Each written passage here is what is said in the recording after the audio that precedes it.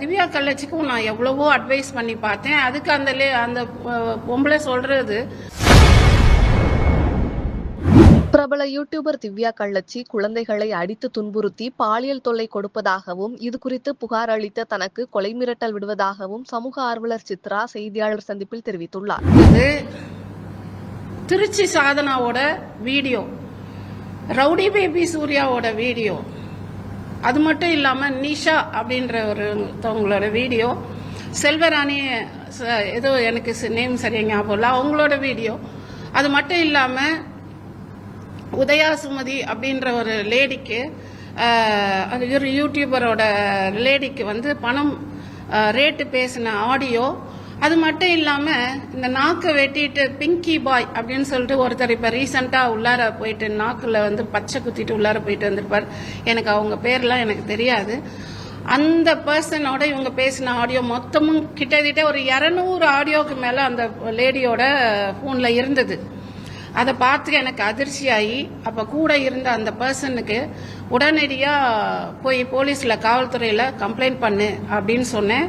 அந்த திவ்யா கள்ளச்சிக்கும் நான் எவ்வளவோ அட்வைஸ் பண்ணி பார்த்தேன். அதுக்கு அந்த பொம்பளை சொல்றது, அவனுங்க தான் இந்த சின்ன பசங்களை வச்சு நீ இப்படி பண்றியன்னு கேட்டதுக்கு, அவனுங்க தான் எல்லாத்தையும் செக்ஸ் படம்லாம் பார்த்து விவரமா இருக்கானுங்க, அதனால அவனுங்களை வச்சுதான் நான் பண்ணுவேன், இதுல என்ன தப்பு இருக்கு அப்படின்னு. அவளும் திவ்யா கள்ளச்சியும் அந்த குழந்தைங்கள செக்ஸுவலா அடிச்சு கையில காலில் ரத்தம் வர வச்சு அதை வந்து ஒரு க்ரூயலான அது என்னால இங்க விவரமா சொல்ல முடியல, கொடூரமா அந்த குழந்தைங்களை கொடுமைப்படுத்தி பண்ணி அதை வீடியோ எடுத்து ரசிக்கிற ஒரு கேரக்டரா இருந்தாங்க.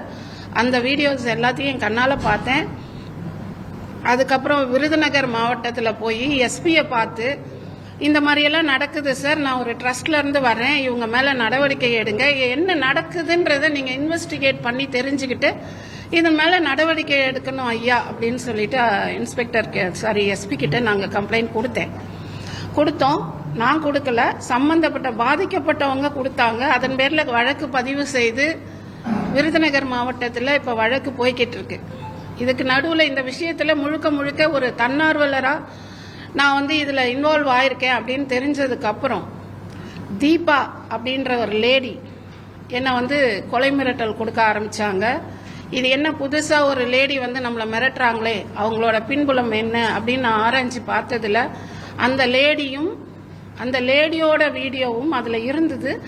அந்த லேடியும் இந்த செக்ஸ் இந்த சைல்டு டிராபிகிங்ல வந்து இன்வால்வ் ஆயிருக்காங்க அப்படின்றது எனக்கு சந்தேகமா இருக்கு. இதை வந்து காவல்துறை இன்வால்வ் ஆகி இதை வந்து விசாரிக்கணும். இவங்க தான் தீபா, நிறைய அபிஷியல்ஸ் தெரியும், அதனால திவ்யா கள்ளச்சி விஷயத்துல நீ ஆக்ஷன் எடுத்தனா உன்னை கொலை பண்ணிடுவேன் அப்படின்னு மிரட்டிட்டு இருக்காங்க. இவங்க ஏன் இதுல இன்வால்வ் ஆகுறாங்கன்னு காவல்துறை தான் கண்டுபிடிக்கணும். என்னோட ட்ரஸ்டோட நேம் சொல்லி நிறைய பேர்கிட்ட லட்சக்கணக்கில் பணத்தை வந்து வாங்கி ஏமாத்திருக்காங்க. இந்த விஷயத்துல உள்ளார போகும்போது தான் எல்லா விஷயமுமே வெளில வருது.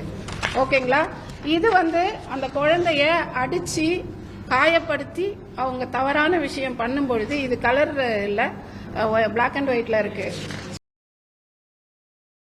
செய்திகளை உள்ளது உள்ளபடி தெரிந்து கொள்ள ரெஃப்ளெக்ட் நியூஸை சப்ஸ்கிரைப் பண்ணுங்க.